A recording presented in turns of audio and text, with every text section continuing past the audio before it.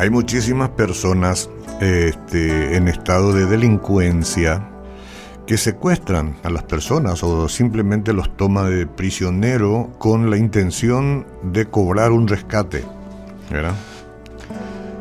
Qué desagradable, qué terrible, qué diabólico, qué satánico. Pero así, este es el derivado de la caída del pecado inicial acontecido alguna vez al comienzo de la historia humana. El rescate es el precio que se paga para devolverle la libertad, entre comillas, a un prisionero o a uno que fue secuestrado, en el peor de los casos, ¿verdad? Recientemente Ucrania y Rusia intercambiaron prisioneros. Este prisionero se paga con la devolución del otro prisionero. Por ejemplo, en los tiempos de Pedro había por lo menos 6 millones de esclavos en el Imperio Romano y era fácil entender el concepto de rescate. Un esclavo, atención porque hoy hay esclavos todavía, ¿eh? Y esclavas. Entonces un esclavo pertenece al dueño de por vida. Así era el concepto. Este es mi esclavo, este es mío. Es como tener un perro y este perro es mío. Hasta que se muera es mío. No sé si la comparación vale, pero es que la gente se apropiaba del ser humano como esclavo y le pertenecía de por vida. El esclavo no tenía derecho de soñar. El esclavo no podía anhelar algo.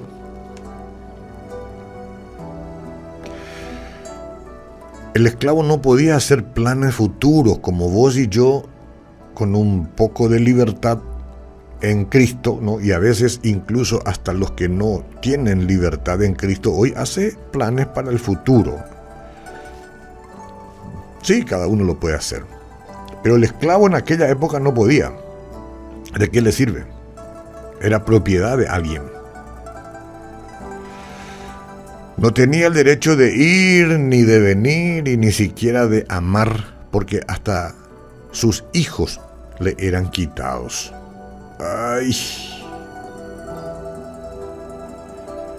¿Y quién les quitaba? Y su señor, el señor que los tenía como dueño. ¿Y para qué? Y para ser vendidos también.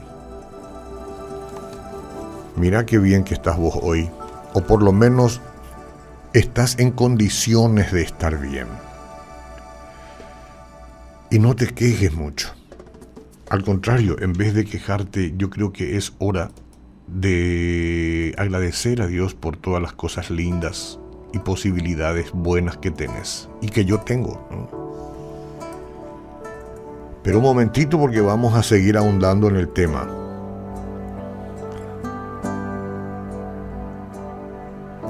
El esclavo nacía ¿para qué? Nacía, vivía y moría. Así como esclavo, ¿no? A no ser que alguna persona bondadosa lo comprase y le devolviese la libertad.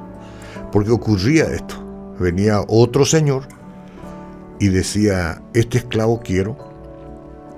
El esclavo está ahí, no entiende lo que pasa, pero viene una persona, había sido que es bondadosa, y dice, yo te pago por este esclavo o esta esclava. Y para el esclavo no hay ninguna novedad, porque cree que pasa a manos de otro déspota, ¿no? Pero cuando le compró, el otro le dice, eres libre, y no entiende. El esclavo no puede entender, siempre fue esclavo. Eres libre, vete. Pero yo te tengo que servir, vete, estás libre. Porque había de esa gente buena en el pasado. Eran pocos, pero los había. Y ese acto de comprar a un esclavo para dejarlo en libertad era llamado de rescate o redención. La Biblia usa la misma palabra para definir lo que Jesús hizo por nosotros en la cruz. Estábamos vendidos al pecado. Vos y yo teníamos un dueño. Por fuerte que te suene, el diablo era nuestro dueño. Y el diablo sigue siendo dueño de la mayoría de la gente en este mundo. Ojo. Pero si pasaste por instancias de nacer de nuevo, conforme sabemos de la Biblia, las cosas van cambiando. Estábamos vendidos al pecado. Le pertenecíamos al diablo. Nos habíamos entregado a él voluntariamente. Quedaríamos así de por vida, pero apareció la persona maravillosa de Jesús y pagó el precio de nuestro rescate. ¿Cuál es ese precio? La vida. Con su vida pagó. Nosotros habíamos pecado y merecíamos morir, pero el Señor Jesús murió en nuestro lugar y ahora nosotros estamos salvos. Mire, usted que ha visto películas, que ha leído la Biblia, que ha escuchado prédicas, aquella noche en Getsemaní, el Señor Jesús sudó gotas de sangre por causa del sufrimiento. Jesús no era un loco suicida que quería morir. Él no quería morir, no. Él era un ser humano como tú y como yo, y como todo ser humano tenía el instinto de conservación, no quería morir, pero su amor por ti, su amor por el que dice ser ateo, su amor por aquel que es tan malo que no podemos entender por qué lo es, ese amor fue más grande y yo no puedo comprender, y aceptó morir por nosotros, los malos. Ponga el grado que quiera usted a su vida de maldad, del pasado o del presente. Pero ahí está Él muriendo por nosotros. Era la única forma de rescate, pues. Como un cordero fue llevado al matadero y murió en silencio. La pena por el pecado, señoras y señores, ya fue pagada. Entérese. Ahora solo le resta aceptar el sacrificio de Cristo en su favor. Acéptelo, entienda esto y reciba a Cristo y preséntese arrepentido, arrepentida ante Él ahora. No puede ser que no se comprenda esto. Es tan fácil. Mi nietita de 5 años, mi nietito de 4 años y poco lo entendería. Y nosotros, crecidotes como estamos, decimos, dudo, no dude más.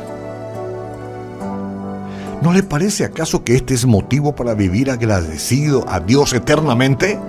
Dígame que sí, por favor, y entonces diré, estoy ante una persona consciente de su realidad. Haga de este día, de esta tarde, de la noche, de la madrugada que viene, tiempo de gratitud, de adoración y de alabanza a Dios por su amor infinito, sabiendo que fuisteis rescatados, no con cosas corruptibles, sino con la sangre preciosa de Cristo, como de un cordero sin mancha y sin contaminación. Jesús, te recibo en mi corazón. Ayúdame a crecer y a estar fuerte, a amar tu palabra y todas las cosas que tienen que ver con tu familia, ese pueblo Israel que estás formando, nuevo pueblo Israel, tu iglesia, sin mancha, porque así es como la tienes. Bendito seas ahora y siempre. Amén.